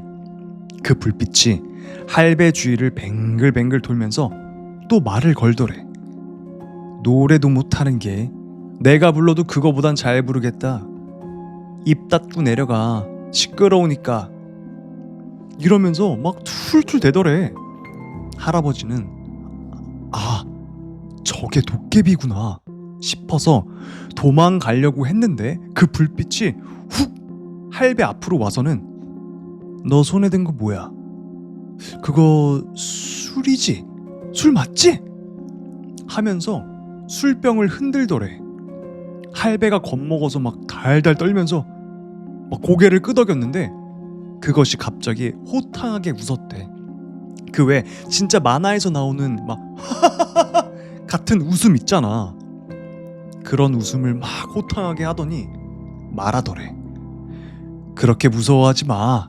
그냥 장난 좀 친 거니까 그 술 좀 어떻게 좀 나눠주면 내가 말동무도 해줄게. 산길에서 도깨비랑 같이 걷는 것도 무섭긴 했지만 그날따라 이상하게 혼자 걷는 것보다 낫겠다 싶다는 생각이 들은 거야. 술병을 건넸는데 그 순간 고맙다는 목소리와 함께 술을 막 벌컥벌컥 마시는 소리만 들리고 근데 이상하게 손에 들고 있던 술병은 그대로였대. 그러니까 술을 마신 소리는 들렸는데 병은 그대로라는 거지. 그 뒤로 도깨비랑 이런저런 대화를 했대. 너 저 아래 마을을 살지? 너 저 아래 마을 살지? 맞아요. 거기 살아요. 뭐 이런 식으로 질문하고 대답하면서 계속 얘기를 나눴대. 그렇게 둘이 걸어서 할배가 평소보다 훨씬 빠르게 집에 도착했대. 너무 신기한 거지. 그리고 집 앞에 도착해서 고맙다고 인사를 하니까 도깨비가 오랜만에 잘 먹었네 하더니 슉 소리 날 정도로 빠르게 산속으로 막 사라졌대. 할배는 걷느라 지치고 말도 많이 해서 목도 마르고 해서 들고 있던 그 술병 있잖아. 술을 한 모금 마시려고 병뚜껑을 딱 열었대. 근데 그 술병 안에 술이 한 방울도 남아있지 않았다는 거야. 그 술 진짜 도깨비가 마신 거였지 라는 이야기였습니다. 한국의 전통 귀신이죠. 요괴라고 불러야 될까? 요괴보다는 좀 선한 역할 아닌가? 도깨비가 할아버지가 겪은 이야기였고 확실히 지금 시대에는 도깨비를 봤다는 사람이 많이 없는데 왜일까요? 어쩌면 산속에 많이 살기 때문에 그런 것일까? 뭐 누구는 도깨비라는 게 일본의 오니가 건너와서 도깨비가 되었다 뭐 이런 말도 있고 전 그냥 그래도 우리나라 전통의 요괴이라고 생각을 할래요. 그냥 그리고 도깨비들은 좀 악귀들과는 다르게 장난기가 좀 많은 거지 도움을 줄 때도 있고 그렇습니다. 좀 귀여운 것 같기도 해요. 물론 밤중 그 산길에서 혼자 있다가 만나면 정말 무섭겠죠. 저는 심장마비 걸리겠지만 여러분들은 도깨비에 대해서 어떻게 생각하시나요? 도깨비는 신라시대의 대장장이라는 썰이 있더라고요. 아, 도깨비가 대장장이었다고요? 약간 외형은 그런 것 같긴 해. 도깨비는 한국산이라는 이야기가 많아요. 호랑이 가죽 반스 입은 것도 그 증거 중 하나라고. 전 그랬으면 좋겠어요. 나는 도깨비 자긍심이 있어요. 도깨비 좋아. 약간 그 츤데레 같은 느낌 아니에요? 나만 그런가? 도깨비가 무섭게 나온 영화나 그런 건 많이 못 봤던 것 같아. 그리고 들리는 괴담들도 다 좀 장난기 많고 그런 종류가 많았지. 그러면은 도깨비 이야기를 한번 이어서 또 해볼까요? 또 제가 준비해온 도깨비 이야기가 있죠. 연타로 갑시다. 자, 다음 이야기입니다. 제목, 할머니가 들려주신 이야기. 빗자루 도깨비. 할머니께 들은 빗자루 도깨비 이야기를 하나 해줄게. 혹시 쌀이 빗자루라고 알아? 쌀이 나무로 엮어서 만든 빗자루인데 되게 투박하게 생겼지만 마당을 쓸 때 진짜 이만한 게 없거든. 우리 할머니가 어렸을 땐 다들 쌀이 빗자루를 썼다고 하셨어. 그게 너무 당연한 일이었대. 지금부터 들려줄 이야기는 이 쌀이 빗자루에 대한 이야기야. 들어본 사람도 있을 거야. 오래된 쌀이 빗자루에 피가 떨어지면 그 빗자루는 도깨비가 된다. 그래서 반드시 불태워야 된다. 우리 할머니가 본 도깨비도 이 쌀이 빗자루가 도깨비가 된 케이스였대. 그건 할머니가 어렸을 때 실제로 겪은 일이래. 건너 마을에 친구 집에 놀러 갔다가 밤 늦게 집에 돌아오게 된 날이었지. 원래는 그렇게 늦게 있으려던 게 아니었는데 친구랑 이야기도 하고 그 집 일도 좀 도와주다가 보니까 해가 지고 어둑어둑해진 거야. 지금도 시골은 밤이 빨리 찾아오지만 그때는 해가 지면 과장 조금 보태서 6시만 넘어도 그냥 다들 이불 펴고 잠들던 때였거든. 건넌 마을이 멀지는 않았지만 불이 켜진 집이 거의 없다 보니까 그 어둠이 그렇게 무서울 수가 없었대. 게다가 하필이면 할머니네 마을로 가는 길에 강이 하나 있었고 그 강 건너편엔 대나무 숲이 있었는데 그 숲을 지나야 할머니 집이 나오는 그런 구조였던 거지. 한밤중에 대나무 숲을 지나간다? 진짜 좀 무섭지 않겠어?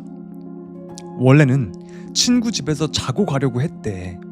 근데 그날 아침에 할머니의 어머니, 그러니까 내 입장에선 증조 할머니지, 증조 할머니가 늦더라도 꼭 집에 와라 하신 말씀이 자꾸 떠올라서 결국 집으로 가기로 했대. 그래도 다행히 친구가 강 건너까지는 바래다 줘서 어찌저찌 대나무 숲까지 왔는데 그날따라 대나무 숲 분위기가 너무 음산해서 엄청 무서웠대. 조금이라도 무서움을 잊어보려고 노래를 막 흥얼거리면서 걷고 있는데 어디선가 누가 할머니를 부르더래. 목소리가 희미한 게 딱 자기 친구 목소리 같아서 뒤를 돌아봤는데 아무도 없었대. 숲에 가려서 얘가 안 보이나 싶어서 뒤로 가려다가 그 촉 같은 게 있잖아.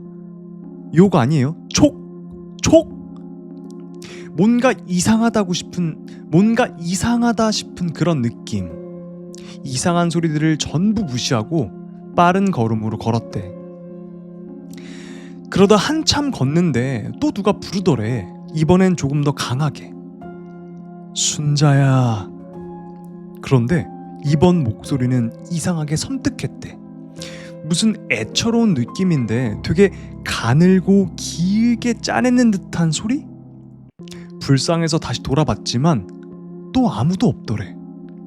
할머니 이름이 자연 친화적이어서 그냥 바람소리나 헛소리겠지 하고 다시 걸음을 재촉했지. 드디어 대나무 숲을 빠져나오니까 긴장이 좀 풀렸는지 할머니가 속도를 늦춰서 걷는데 그때 뒤에서 발자국 소리가 들리더래. 처음엔 그냥 다른 사람인가 보다 하고 별 신경 안 쓰고 있었는데 그 소리가 잠깐 멈추더니 갑자기 순자야!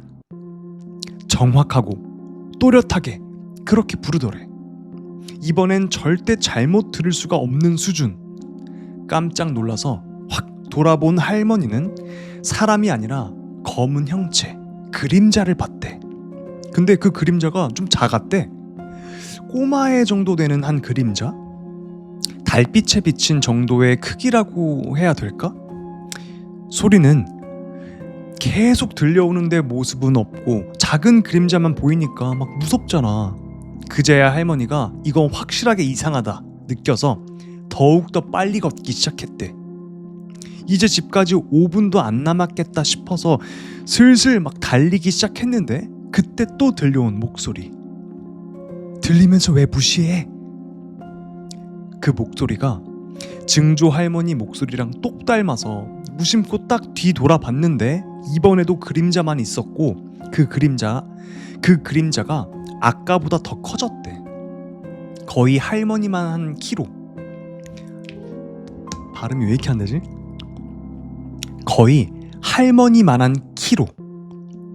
그림자가 움직이기 시작했고 사람은 없는데 그림자가 막 움직이니까 너무 무서워진 할머니가 막 울면서 달리기 시작한 거야. 근데 아무리 뛰어도 집이 안 나오는 거야. 5분 거리인데 계속 울면서 뛰는데 뒤에서 이런 소리가 계속 들리더래. 순자야 나랑 놀자. 자꾸 나 무시할 거야? 순자야. 할머니가 계속 안 멈추니까 목소리가 점점 악을 쓰듯 변하더래. 그 소리는 발걸음처럼 따라오고 할머니가 뛰면 같이 뛰고 지치면 또 걷고 걸으면 또다시 똑같이 걷고 할머니가 그걸 눈치채고 일부러 천천히 걸었대. 그러면 뒤에 있는 그 존재도 천천히 걷겠지 싶었어. 근데 이 발걸음이 이번엔 갑자기 훅 달려와서 할머니를 탁 잡았대. 누가 저고리를 움켜쥐는 느낌이 확 났고 그 손에서 뭔가 뻣뻣한 털 같은 게 스쳤다고 했어. 놀라서 막 버둥거리는데 그때 들려온 말. 내가 너 잡았으니까 나랑 평생 놀아야 돼. 알지?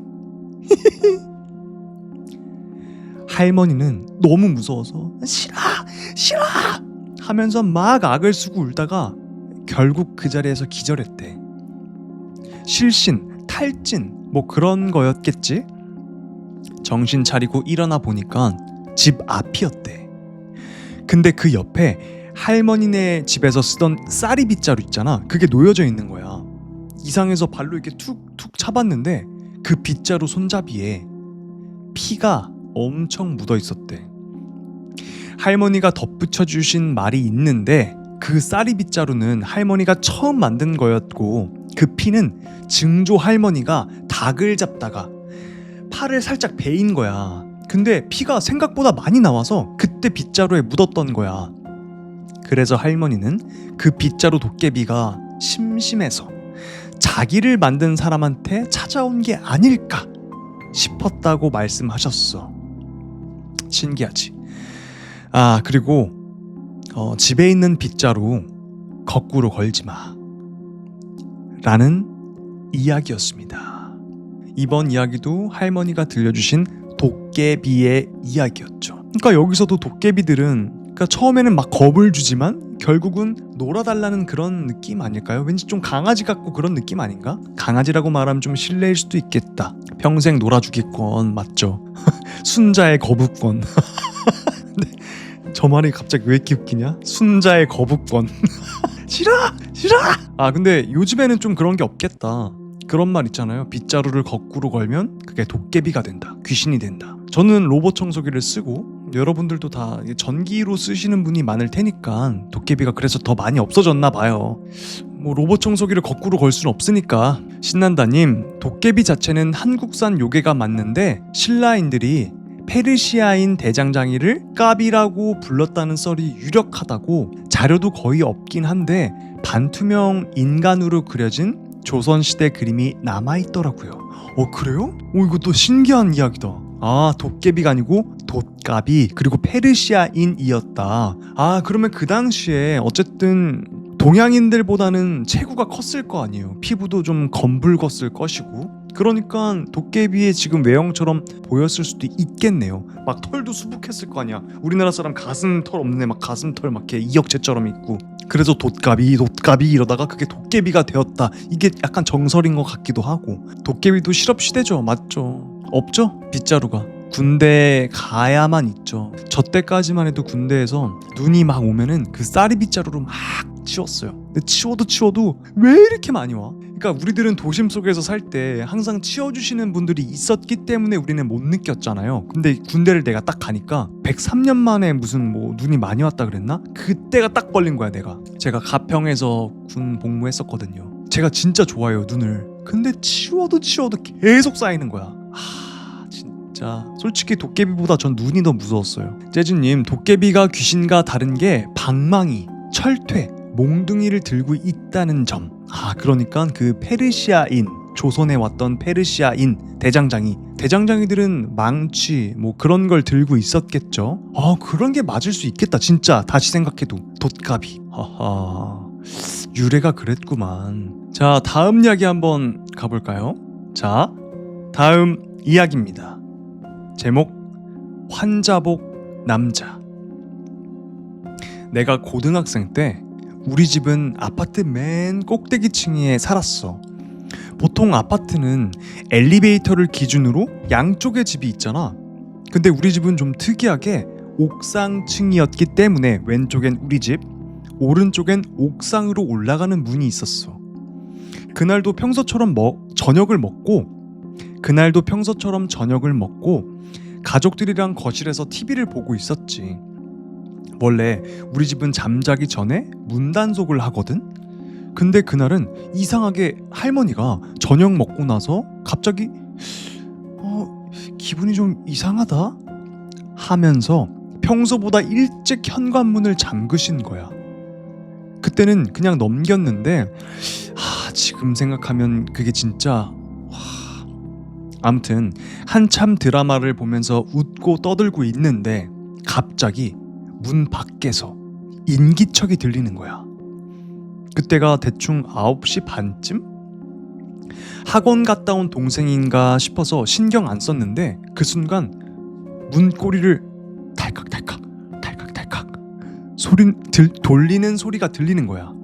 그래서 나는 누구세요? 라고 물었지. 근데 대답이 없는 거야. 그냥 계속 문고리 돌리는 소리만 들리는 거야. 철컥철컥. 다시 한번 누구세요? 라고 더 크게 말했는데 이번엔 갑자기 조용해졌어.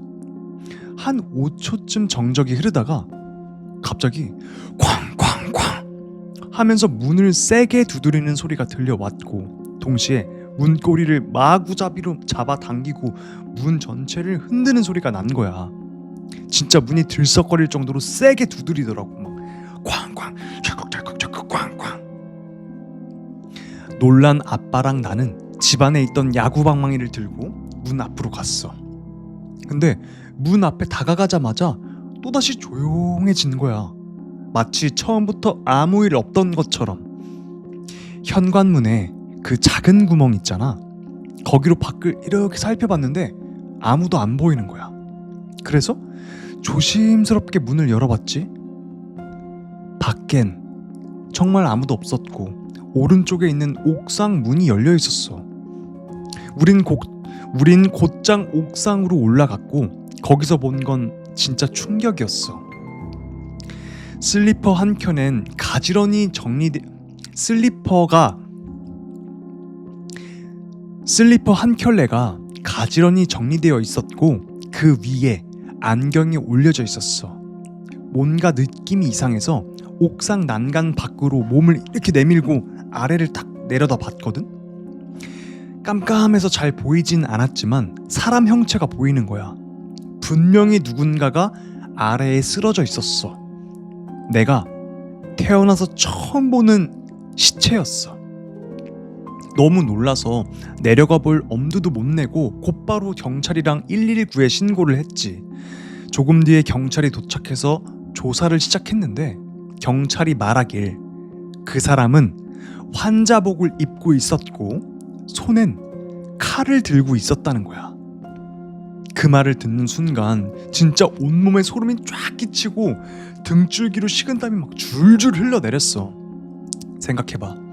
만약 우리가 그날도 평소처럼 문을 그냥 열어놨다면? 살자 할 마음으로 환자복을 입고 칼까지 들고 있던 사람이 왜 우리 집 문고리를 돌렸던 걸까? 정말 상상하기도 싫어. 그 사람이 문을 열고 우리 집 안으로 들어왔다면 우리 가족한테 무슨 일이 벌어졌을지 그 생각만 해도 아찔하고 지금도 숨이 턱 막힐 정도야. 그날 이후로 나는 사람의 촉이라는 게 진짜 있다고 믿어. 촉. 특히 우리 할머니 같은 분들의 그런 예감 절대 무시하면 안 되는 것 같아. 벌써 10년쯤 지난 일이지만 지금도 생각하면 온몸이 막 오싹해져. 내가 평생 잊지 못할 사건이지. 라는 이야기였습니다. 요즘에는 진짜 미친놈이 너무 많아서. 근데 이 이야기는 글에 써있듯이 10년도 더 된 이야기라고 하죠. 그때 당시에도 미친놈이 이렇게 많았는데 지금은 더 미친놈들이 많죠. 아니 심심하면 유튜브에 막 뜨잖아. 여러분 그런 거 못 봤어요? 길거리 막 흉기 난동? 저 그런 거 막 가끔 뜨면 보는데 와 미쳤어. 그냥 뒤를 생각 안 하고 그냥 막 그런 거는 어떻게 사회에서 격리를 시켜야 돼. 근데 있죠, 제가 또 여기서 제가 믿는 이론이 하나 있어요. 그게 뭐냐면 그 총량의 법칙이라고 아세요 혹시? 그러니까 이런 말은 많이 들어봤을 거예요. 운의 총량의 법칙. 그래서 만약에 내가 오늘 재수 없는 일을 당했어. 그러면 언젠가는 재수 있는 일이 온다 이 말이죠. 그러니까 정해져 있는 거야 그 운은. 또라이 보전의 법칙, 이것도 맞는 말이죠. 다음 이야기 가봅시다. 자, 다음 이야기입니다. 제목 꿈속의 소녀. 우리 가족은 이상하게 꿈을 자주 꿔. 보통 꿈에서 깨면 내용이 기억 안 난다고들 하는데 우리 가족은 다들 꿈 내용이 생생하게 기억돼. 그리고 가끔은 같은 사람을 꿈에서 보기도 해. 가족끼리. 물론 같은 꿈을 다 같이 꾼다는 건 아니고 같은 사람이 그냥 꿈에 나오는 거야. 그것도 신기한 일이지. 그 사람이 바로 지금 이야기해줄 내용에 나오는 그 여자애야. 꿈에 나오는 그 여자애는 한복을 입은 꼬마였어. 나이로 따지면 5살 정도? 아니면 6살 정도 된 것 같아. 머리를 양갈래로 묶고 머리에 꽃을 꽂고 있었어. 그 꽃이 방울인지 생화인지는 모르겠지만 어쨌든 예쁘게 꽂혀 있었지. 그런데 그 아이는 뭔가 막 쓸쓸해 보이는 거야. 그런 모습이 아직도 내 마음에 남아있어. 처음 그 아이를 본 건 우리 엄마였어. 우리 집은 엄마, 아빠, 그리고 우리 세 자매 이렇게 5명이야. 차를 타면 보통 자매들이 뒤에 타고 아빠가 운전석, 엄마는 조수석에 앉는 게 일반적인 구도야. 이제는 버릇처럼 엄마는 항상 조수석에 앉고 택시를 타면 늘 그 자리에 앉으시지. 어느 날 엄마가 낮잠을 자고 있었는데 그 여자애가 꿈에 나왔대. 엄마가 그 여자애랑 손을 잡고 택시 정류장에서 택시를 기다리고 있었다고 해. 택시가 와서 엄마가 택시를 잡고 탔는데 그 애기가 어리니까 엄마가 이렇게 안고 타려고 했대. 근데 애기가 고개를 막 저으면서 엄마한테 안전벨트를 이렇게 매줬다는 거야. 그리고 엄마를 살살 쓰다듬으면서 조심해 하고 웃더니 그 애기는 엄마 품을 떠나서 천천히 쓱 사라졌다고 했어. 그 후 택시는 출발하고 엄마는 깨어났다고 하더라고. 그 다음날 엄마가 급히 볼 일이 생겨서 택시를 탔는데 평소엔 딱히 신경을 안 쓰던 안전벨트가 눈에 들어왔대. 그래서 그냥 그 안전벨트를 딱 몸에 메었고 출발한 지 얼마 안 돼서 그 택시를 뒤에 오던 차가 뽕! 하고 들이받았다고 해. 다행히 엄마는 안전벨트를 매고 있어서 크게 다치지 않았다고. 그게 그 아이와의 첫 만남이었어. 두 번째 만남은 나였어. 나 운동하는 여자거든? 어느 날 꿈을 꾸는데 내가 도장에서 막 운동을 열심히 하고 있었어. 그때가 12월 말쯤이었고 시범을 보인다고 해서 우리가 쌍절곤 연습을 막 하고 있었어. 나는 그런데 소질이 좀 없다 보니까 혼자 막 연습을 하고 있었는데 그 막 빙빙 돌리는 동작에서 손이 탁 미끄러져서 쌍절곤이 창문으로 날아가 버린 거야. 그 쌍절곤이 쇠로 된 거라서 창문에 부딪히자마자 막 과장창 유리가 막 산산조각 나면서 흩어졌어. 꿈에서 무의식 중에 손을 막 들어서 막았는데 다행히 아무 일 없고 피도 안 나고 상처도 없었던 거야. 그런데 감았던 눈을 딱 뜨니까 그 여자애가 내 앞에 서서 유리 파편을 다 막고 있었어. 온몸으로. 그 애는 유리가 몸에 다 박혀 있었고 피를 질질 흘리고 있었어. 그때 나는 무섭다는 생각보다는 미안하고 안쓰러운 마음이 더 컸어. 그래서 그 애가 아프지 않게 박혀있는 유리 조각을 하나하나 빼주면서 미안하다고 엉엉 울었어. 미안해. 미안해. 아프지? 그 애는 내 눈물을 자기 치마로 탁 닦아주면서 조심해야지 하고는 사라졌어. 그리고 나서 꿈에서 한 말이 계속 떠올랐어. 조심해야지 라고 하면서 사라진 그 말이. 다음날 내가 도장에서 쌍절곤을 막 집어드는데 이상하게 찝찝한 기분이 들더라고.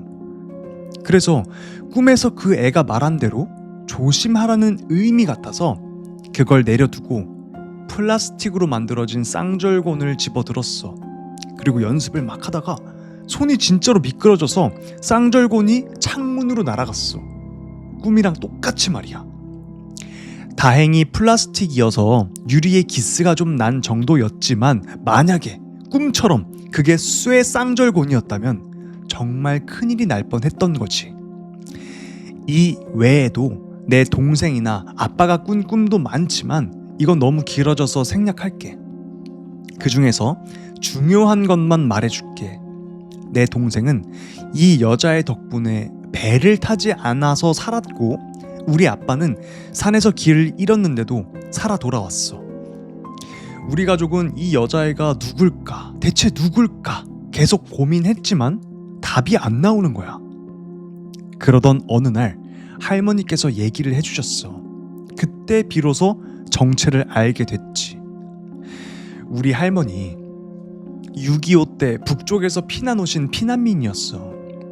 할아버지가 애들을 하나도 잃지 않으려고 끈으로 막 묶어서 줄줄이 그렇게 다 같이 내려오셨대. 그런데 도중에 몸이 가장 약했던 막내가 물을 잘못 먹은 거야. 설사를 계속하다가 죽었던 거지. 그래서 우리 가족은 이 여자애가 그때 돌아가신 막내 할머니인가? 그렇게 생각하고 있어. 라는 이야기였습니다. 지금 고모, 가족을 지켜주시는 수호령인가요? 말씀하시는데 그렇게 된 것 같아요. 그래서 안타깝게 그 어린 나이에 막내가 물을 잘못 먹고 탈이 나서 죽었는데 이제 이 가족을 지켜주는 수호신 같은 존재가 되어서 계속 지켜주고 계셨던 거죠. 처음에는 그 꼬맹이 5살, 6살 돼 보이는 꼬맹이가 한복 입고 우리 엄마 꿈에 나와서 막 머리를 쓰다듬으면서 조심해야지.